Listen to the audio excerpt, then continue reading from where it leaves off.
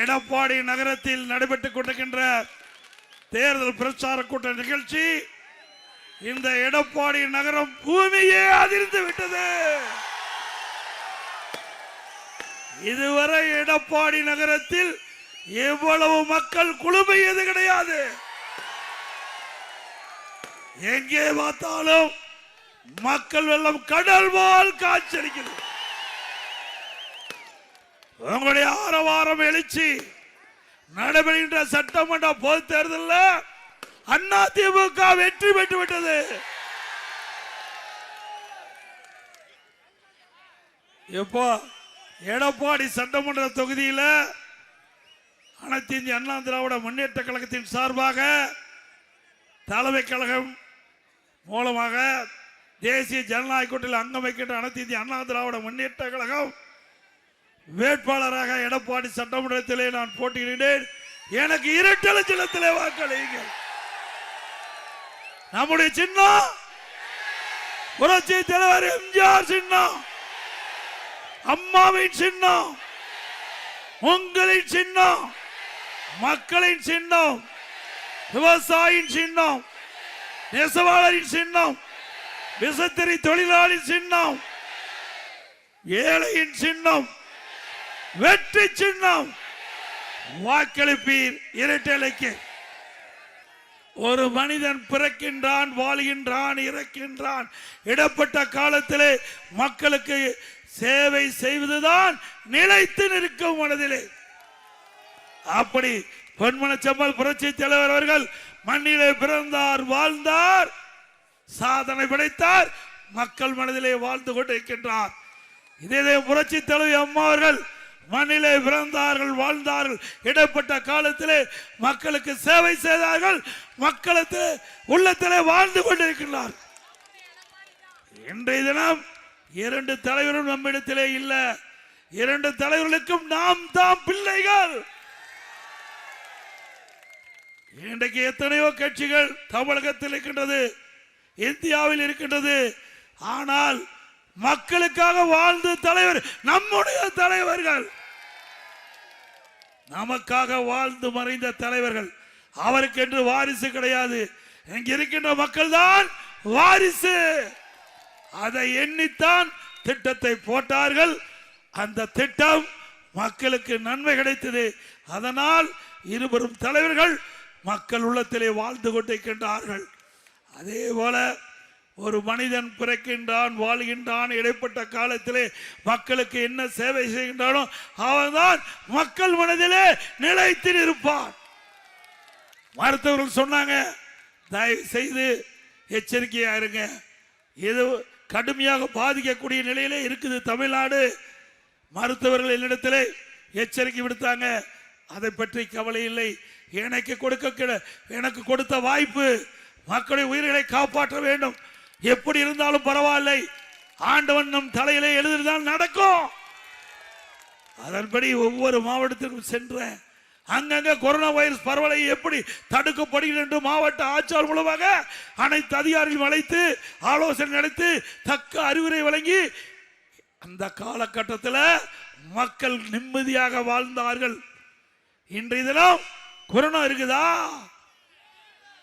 ஆனா ஏதாவது புயல் வந்து மக்கள் பாதிக்கப்பட்டிருக்காங்களா? அந்த காலகட்டத்தில் கூட விலை உயரல, விலைவாசி உயரல, கட்டுப்பாட்டில் வச்சிருந்தோம். அந்த காலகட்டத்தில் மக்களுக்கு வேலை இல்லை, மக்கள் பாதிக்கப்படக்கூடாது. அதற்காக நாள் ஒன்றுக்கு 7 லட்சம் பேருக்கு அம்மா உணவகம் சமூக நலக்கூடத்தில் உணவு தயாரித்து 3 வேளை சுட சுட விலை இல்லாம கொடுத்தோம். மாற்றுத்திறனாளிகளுக்கு, கர்ப்பிணி தாய்மார்களுக்கு, முதியோர்களுக்கு அவர் இல்லம் தேடி சென்று உணவு வழங்கிய ஒரே அரசாங்கம் அதிமுக அரசாங்கம். ஒரு கடினமான சூழ்நிலை, அதிலையும் வென்று சிறந்த அரசாங்கத்தை கொடுத்த அரசாங்கம் அதிமுக அரசாங்கம். அதிமுக ஆட்சி ஒரு பொற்கால ஆட்சி என்று மக்களால் பாராட்டப்பட்ட ஆட்சி அதிமுக ஆட்சி. இன்றைக்கு ஸ்டாலின் பேசுகிறார், அதிமுக ஆட்சியிலே ஒன்றும் நடக்கவில்லை. ஒரு பச்சை பொய்ய சொல்றார். அதிமுக ஆட்சியில் போடப்பட்ட திட்டத்தை நிறைவேற்றித்தான் இன்றைய முதலமைச்சர் சிக்கர் ஒட்டி திறந்துகிட்டு இருக்கார். இவர் ஏதாவது ஒரு பெரிய புதிய திட்டத்தை கொண்டு வந்தாரா? இன்னைக்கு சேலம் மாவட்டம் எப்படி இருக்கின்றது நன்றாக தெரியும். இதே எடப்பாடி 2011க்கு முன்பு எப்படி, 2011க்கு முன்பு எப்படி இருந்தது, 2021 வரை எப்படி இருந்தது, நீங்களே சிந்தித்து பாருங்கள். எந்த அளவுக்கு எடப்பாடி நகரம் உயர்ந்திருக்குது, எடப்பாடி சட்டமன்ற தொகுதி எந்த அளவுக்கு வளர்ந்திருக்கின்றது. நீங்கள் வைத்த கோரிக்கை தடையில்லாமல் குடிநீர் வேண்டும், பாதுகாக்கப்பட்ட குடிநீர் வேண்டும், 30 வார்டுக்கும் எடப்பாடி நகரத்தில் வேண்டும் என்று கோரிக்கை வச்சீர்கள். உங்களுடைய கோரிக்கையை அம்மா இடத்தில் சொன்னவுடன் 20 கோடி நிதி ஒதுக்கீடு செஞ்சு ஜெட் வேகத்தில் குடிநீரை கொண்டு வந்து 30 வார்டு மக்களுக்கும் பாதுகாக்கப்பட்ட காவிரி தண்ணீர் கொடுத்த அரசாங்கம் அதிமுக அரசாங்கம். அதே போல கல்லூரி வேணும்னு கேட்டீங்க, நம்முடைய எடப்பாடிக்கு சங்கிக்கு இடையில பிரம்மாண்டமான கலை மற்றும் அறிவியல் கல்லூரி கட்டி கொடுத்தோம். 2000 பேர் படிக்கிறாங்க. இன்றைக்கு அந்த கல்லூரியில 2000 பேர் படிக்கிறாங்க. இன்றைக்கு பெரும்பாலும் ஏழை எளிய குடும்பத்தை சேர்ந்த மாணவ மாணவி இன்றைக்கு அரசு கலை மற்றும் அறிவியல் கல்லூரியிலே குறைந்த கட்டணத்தில் பட்ட படிப்பை படிக்கிறார்கள். நான் நீங்க வைத்த கோரிக்கையை நிறைவேற்றி தந்திருக்கின்றேன். நல்ல சாலை வசதிகள், நல்ல பாலங்கள், மருத்துவமனை விஸ்தரிப்பு, நகராட்சி அலுவலகம் கட்டி கொடுத்திருக்கிறோம். இப்படி எண்ணற்ற திட்டங்கள். அங்கங்க சென்டர் ஸ்டாண்ட் வச்சு அங்க ஒரு பம்பு, சிறு பம்பு செட் வச்சு அதுல தண்ணி நிரப்பி கொடுத்திருக்கிறேன். உயர்தர கோபுர விளக்கு கேட்டீங்க, பல இடத்துல கேட்ட இடத்தெல்லாம் கொடுத்தேன். நாய் விளக்கு கடை கேட்ட இடத்தெல்லாம் கொடுத்தோம்ல. இன்றைக்கு பல சந்தைகளை concrete road, favour black road. இன்றைக்கு நான் ஏற்கனவே ஆட்சியில் இருக்கும்போது 5 ஏக்கர் விளையாட்டு மைதானம் வேணும்னு கேட்டீங்க இளைஞர்கள்.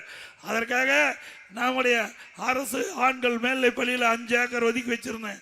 பல முறை அந்த அரசுக்கு நான் தொடர்ந்து அழுத்தம் கொடுத்ததுனால நம்முடைய இளைஞர்கள் விளையாடுவதற்கு விளையாட்டு அரங்கம் கொடுக்கப்பட்ட வாக்குறுதியை நிறைவேற்றி கொடுத்துட்டேன்.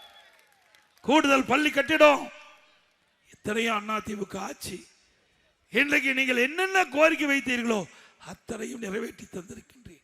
ஒரு சட்டமன்ற உறுப்பினர் மக்களுக்கு கொடுக்கப்பட்ட வாக்குறுதியை பெரும்பாலும் நான் நிறைவேற்றி தந்திருக்கின்றேன். 2011 எனக்கு ஒரு நல்ல வாய்ப்பை கொடுத்தீர்கள். இந்த தொகுதியுடைய சட்டமன்ற உறுப்பினராக வந்தேன். அம்மாவுடைய அமைச்சரவையிலே நெடுஞ்சாலைத்துறை அமைச்சராக பணியாற்றினேன். சிறப்பாக செயல்பட்டான். இந்த நாட்டுடைய தரவழி போக்குவரத்து துறை அமைச்சர் மரியாதைக்கு நிதின் கட்காரி அவர்கள் நாடாளுமன்றத்தில் தெரிவித்தார், இந்தியாவிலே தார் சாலை அதிக நீளமுள்ள மாநிலம் தமிழ்நாடு. 2011 எனக்கு ஒரு நல்ல வாய்ப்பை கொடுத்தீர்கள். இந்த தொகுதியுடைய சட்டமன்ற உறுப்பினராக வந்தேன். அம்மாவுடைய அமைச்சரவையிலே நெடுஞ்சாலைத்துறை அமைச்சராக பணியாற்றினேன். சிறப்பாக செயல்பட்டான். இந்த நாட்டுடைய தரவழி போக்குவரத்து துறை அமைச்சர் மரியாதைக்கு நிதின் கட்காரி அவர்கள் நாடாளுமன்றத்தில் தெரிவித்தார், இந்தியாவிலே தார் சாலை அதிக நீளமுள்ள மாநிலம் தமிழ்நாடு. எல்லா நம்முடைய பகுதி மட்டுமல்ல, தமிழ்நாடு முழுவதும் சிறப்பான சாலையை அமைச்சு கொடுத்தேன். அம்மா என்னை பாராட்டி 2016 மீண்டும் எடப்பாடி சட்டமன்ற தொகுதியிலே போட்டியிடுவதற்கு வாய்ப்பு கொடுத்தாங்க. உங்களால் வெற்றி பெற்ற கூடுதலா நெடுஞ்சாலைத்துறை, பொதுப்பணித்துறை 2 துறையும் கொடுத்தார். ஆக நாம் செய்த சேவை, நம்முடைய நிர்வாக திறமை இரண்டையும் பார்த்து அம்மா கூடுதலாக பொதுப்பணித்துறை கொடுத்து நெடுஞ்சாலைத்துறை, பொதுப்பணித்துறை என்ற 2 துறை கொடுத்ததன் மூலமாக நம்முடைய வறண்ட பகுதியில் இருக்கின்ற ஏரிகள் 100 ஏரி திட்டத்தை நீர் நிரப்புகின்ற அந்த பணியை செஞ்ச இந்த ஆட்சியாளர் முடக்கி வச்சுட்டாங்க. இன்னும் 40% ஏரிகள் நீர் நிரம்பாது இருக்குது. மீண்டும் அதிமுக ஆட்சியதுடனே அந்த எஞ்சிய ஏரிகள் அனைத்தும் நீர் நிரப்பப்படும். அதே போல யார் அந்த சார் அண்ணா பல்கலைக்கழகத்தில் அங்க படித்துக் கொண்டிருந்த மாணவிக்கு பாலியல் சீண்டல் நடந்து உங்களுக்கு தெரியும். அந்த பாலியல் வழக்கில் ஞானசேகரன் ஒருவர் என்பவர் தண்டிக்கப்பட்டு சிறையில் இருந்து இன்றைய தினம் ஏதோ பிரச்சனை நடந்து வலிப்பு வந்ததாக அரசு மருத்துவமனையில் சேர்த்திருக்கிறாங்க. அவருக்கு உயிருக்கு ஆபத்து ஏற்பட்டால் இந்த அரசாங்கம் தான் பொறுப்பேற்க வேண்டும்.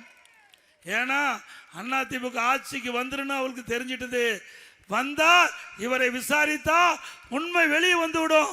அதனால ஏதோ சிறைச்சாலையிலேயே ஏதோ நடந்ததாக பரவலான தகவல். இந்த ஆட்சியாளருக்கு எச்சரிக்கையை விடுகின்றோம். அப்படி ஏதாவது அவருக்கு உயிருக்கு ஆபத்து ஏற்பட்டால் அதற்கு முழு பொறுப்பு இந்த அரசாங்கம் தான். நம்ம மூச்சா ஒண்ணுமே தெரியாத பொம்மை முதலமைச்சர், எந்த கேள்வி கேட்டாலும் பதில் சொல்ல தெரியாது. நான் பலமுறை சவால் விட்டேன். இப்ப எடப்பாடி நகரத்திலிருந்து இங்க எடப்பாடி தொகுதி மக்களால் தேர்ந்தெடுக்கப்பட்ட சட்டமன்ற உறுப்பினர் பிரதான எதிர்க்கட்சி தலைவர் என்ற முறையில் சவாலோட திரு ஸ்டாலின் அவர்களே, உங்களுக்கு தில்லு திராணி தெம்பு இருந்தா உங்களுடைய ஆட்சியில் நடைபெற்ற திட்டங்கள் பணிகள் நீங்க தாராளமா சொல்லலாம். அதிமுக ஆட்சியில் 10 ஆண்டுல 2011 2021 அதிமுக ஆட்சியில் போடப்பட்ட திட்டம், அதனால் மக்களுக்கு கிடைக்கப்பட்ட நன்மைகள் நாங்க பட்டியலிட்டு சொல்றோம். நீங்க எந்த இடத்துல கூப்பிட்டாலும் நான் வர தயார். இதோட 10 தடவை சொல்லியாச்சு, பேச்சு பூச்சே கிடையாது. தெரிஞ்சா தானே சொல்ல முடியும், செஞ்சா தானே சொல்ல முடியும். நாம சொல்ற தைரியமா இந்த எடப்பாடியில திட்டத்தை கொண்டு வந்து உங்க முன் சொல்றேன். ஆனா திராவிட முன்னேற்ற கழக தலைவர் சொல்ல முடியாது, செஞ்சா தானே சொல்ல முடியும். ஒன்னே ஒண்ணு செஞ்சிருக்காரு, எங்க பார்த்தாலும் அவங்க அப்பா பேரை வைக்கிறார். இன்றைக்கு ஸ்மார்ட் சிட்டி திட்டம் இந்த மாநகராட்சியில் நாம கட்டுறோம், அவர் அப்பா பேரை கொண்டு வச்சிருக்காரு. அப்பா சிலை வச்சிடறாரு. அப்பா சிலை வைக்கிறதுக்கும் அவ அப்பா பெயரை வைக்கிறதுக்கு தான் திமுக ஆட்சி வந்திருக்குது. மக்களுக்கு நன்மை செய்ய வரல. இன்றைக்கு ஸ்மார்ட் சிட்டி திட்டம் இந்த மாநகராட்சியில் நாம கட்டுறோம், அவர் அப்பா பேரை கொண்டு வச்சிடறாரு. அப்பா சிலை வச்சிடறாரு. அப்பா சிலை வைக்கிறதுக்கும் அவ அப்பா பெயரை வைக்கிறதுக்கு தான் திமுக ஆட்சி வந்திருக்குது. மக்களுக்கு நன்மை செய்ய வரல. இன்னைக்கு எத்தனை பாலங்கள் நாங்க நீங்க பாருங்க, எத்தனை பாலம் திறந்திருக்கும், எத்தனை தடுப்பணைகள் நாங்கள் கட்டிக்கிறோம். ஒன்றும் கிடையாது. ஒரே ஆண்டில் 11 அரசு மருத்துவக் கல்லூரி மருத்துவமனை ஒரு வருஷத்துல. இந்தியாவில் எந்த மாநிலத்திலையும் 11 அரசு மருத்துவக் கல்லூரி மருத்துவமனை கொண்டாந்த வரலாறு கிடையாது. அந்த வரலாற்றை நாம தான் படைச்சோம். 7 சட்டக்கல்லூரி சேலத்தில் ஒன்று. இங்கே பார்த்தீங்கன்னா தேசிய நெடுஞ்சாலையில் அந்த நம்முடைய விநாயகர் மிஷனுக்கு பக்கத்தில் சட்டக்கல்லூரி 130 கோடியில் கட்டி கொடுத்தது. 21 பாலிடெக்னிக் கல்லூரி, 68 கலை மற்றும் அறிவியல் கல்லூரி, 4 பொறியியல் கல்லூரி, 4 வேளாண்மை கல்லூரி, 5 கால்நடை ஆராய்ச்சி மருத்துவ ஆராய்ச்சியிலையும் ஒரு மிகப்பெரிய கால்நடை பூங்கா கட்டி திறக்காது. கை வலிக்க மாட்டேங்குது ஸ்டாலினுக்கு. ரிப்பன் வெட்டுறது கூட முடியல. 1200 கோடிங்க. 1200 கோடியில் முழுக்க முழுக்க மாநில நிதியிலிருந்து நம்முடைய விவசாயிகளுடைய வளர்ச்சிக்காக பிரம்மாண்ட ஆசியாவிலே பிரம்மாண்டமான கால்நடை பூங்கா. நான் மருத்துவக் கல்லூரி கால்நடை மருத்துவக் கல்லூரி நான் இருக்கும்போதே திறந்துட்டேன். பிறகு 90% முடிஞ்சிருந்தது, அது அப்படியே திறக்காத மூடி வச்சிருக்கிறாங்க. ஸ்டாலினும் அவருடைய கட்சியுடைய RS பாரதி சொன்னார், எடப்பாடி பழனிசாமி நெடுஞ்சாலை துறையில் 4800 கோடி ஊழல் செய்து விட்டார் என்று ஊர் பூரா பிரச்சாரம் பண்ணான். அப்படியே கொட்ட கொட்ட அளத்திலேயா பத்திரிகையில் போட்டாங்க. பிறகு சட்டமன்றத்திலையும் பேசினார். பிறகு நீதிமன்றத்துக்கு போனாங்க. நீதிபதி இதை விசாரிச்சு சீல்டு கவர்ல நீங்க நீதிமன்றத்தில் ஒப்படைக்கிறாங்க. அதே மாதிரி விசாரிச்சு நீதிமன்றத்தில் ஒப்படைச்சாங்க. அந்த ஜட்ஜி படிச்சுட்டு அதை பிரிச்சு படிக்கல. மேலிருந்த வாரியாக பார்த்தால் எடப்பாடி பழனிசாமி குற்றம் புரிந்தவராக தெரியுது, சிபி வழக்கு போடுங்கட்டான். அந்த நீதிபதி சொல்லிட்டார். நான் உடனே உச்ச நீதிமன்றத்துக்கு போனேன். படிச்சு பார்த்து சொல்லியிருந்தா அதை பற்றி கவலை இல்லை, அது நீதிமன்ற தீர்ப்பு. நீதிமன்ற தீர்ப்பில் நம்ம தலையிட முடியாது. உச்ச நீதிமன்றம் பார்த்து படிக்காத இருக்கிறதுனால நாங்கள் படிச்சிட்டோம் அப்படின்னு தடையாணை கொடுத்துட்டாங்க. பிறகு இந்த ஆட்சிக்கு வந்த பிறகு அந்த தடையாணை நீக்கி விசாரிச்சாங்க. விசாரிக்கும் போது இன்றைக்கு நீங்கள் உயர் நீதிமன்றத்தில் போய் விசாரணை நடத்தினாங்க. நாங்கள் விசாரணை நடத்த வரும்போது யார் கேஸ் போட்டாங்களோ, திமுக கட்சி சேர்ந்த யார் கேஸ் போட்டவரோ திரு RS பாதி, நான் வழக்க திரும்ப பெற்றுக்கிறேன். வழக்க நான் முடியாது. இத்தனை நாள் பேசுனது என்னாச்சு? என்னை பத்தி ஊர் ஊரா எடப்பாடி பழனிசாமி ஊழல் செய்தான்னு சொன்னீங்கல்ல, சட்டமன்றத்தில் பதிவாயிருக்குல்ல, பதிவை எடுக்க முடியுமா? இன்னும் 50 வருஷம் 100 வருஷம் ஆனாலும் அந்த பதிவை நீக்க முடியாது. அப்போ எடப்பாடி பழனிசாமி ஊழல் செய்ததாக மக்கள் எண்ணிக்கொள்வார்கள். அதனால நான் நடத்துறேன். அப்புறம் நீதிபதி சொன்னாரு, ஏங்க நீ கேஸ் போட்டவரே வாபஸ் வாங்கிக்கிறாரு, ஏன் உங்க தலைவர்கிட்ட சொல்லி நீங்க திரும்ப பெற்றுக்க வேண்டியதானே, ஏன் தேவையில்லாத பிரச்சனை தலையிடுறாங்க? நான் மடியில கனம் இல்லை, வழியில பயம் இல்லைங்க. எங்க வக்கீல்கிட்ட சொன்னேன், நாம நடத்தலாம் அப்படின்ட்டான். நடத்தினேன், விடுதலை ஆகி உங்க முன் வந்து நிக்கிறேன். அப்புறம் உச்ச நீதிமன்றம் போனாரு, இந்த முதலமைச்சர் உச்ச நீதிமன்றம் போனார். உச்ச நீதிமன்றத்தில் விசாரிச்சுட்டு 1.5 மணி நேரம் விசாரணை முடிஞ்ச பிறகு ஜட்ஜ்மெண்ட் எல்லாம் தள்ளி வைக்கல, அப்படியே டேபிள்லயே கேஸ் டிஸ்மிஸ். ஏன்னா டெண்டர் வச்சாங்க, டெண்டர் ரத்தாயிட்டுது. உலக வங்கியில பணமும் கொடுக்கல, அதில் எப்படி ஊழல் செய்ய முடியும்? பணமும் கொடுக்கல, டெண்டரை ரத்து, அது எப்படி ஊழல் செய்ய முடியும்? எப்படி? எனக்கே எப்படின்னா உங்களுக்கெல்லாம் எப்படி இருக்கும்?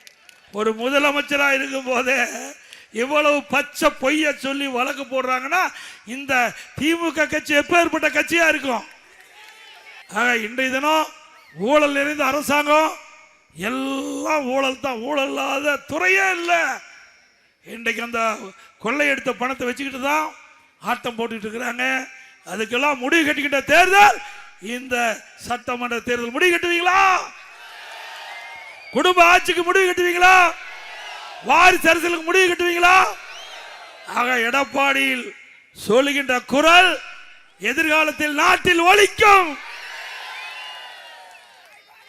வருகின்ற சட்டமன்ற பொதுத் தேர்தலை மேலும் உங்களுக்கு சேவை செய்ய 1999 கொடுத்தீங்க, 1991 கொடுத்தீங்க, 98 எம்பி கொடுத்தீங்க, 2011 எம்எல்ஏ கொடுத்தீங்க, 2016 எம்எல்ஏ கொடுத்தீங்க, 2021 எம்எல்ஏ கொடுத்தீங்க, 2026 ஒரு வாய்ப்பை தாருங்க.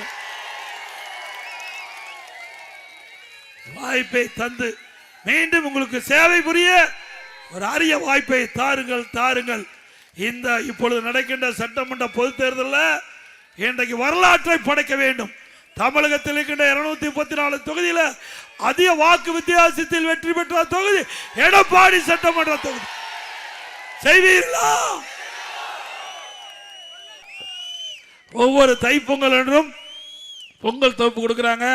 அந்த பொங்கல் தொகுப்போடு 1000 ரூபாய் ரொக்க பணம் வழங்கப்படும். ஒவ்வொரு தீபாவளி என்றும் நம்முடைய பெண்களுக்கு அற்புதமான பட்டு புடவை வழங்கப்படும். நகர பேருந்தில் பெண்கள் தான் கட்டணம் இல்லாம பயணம் செய்யறாங்க. அதிமுக ஆட்சி அமைந்தவுடனே இனி ஆண்களும் நகர பேருந்துல கட்டணம் இல்லாமல் பயணம் செய்யலாம்.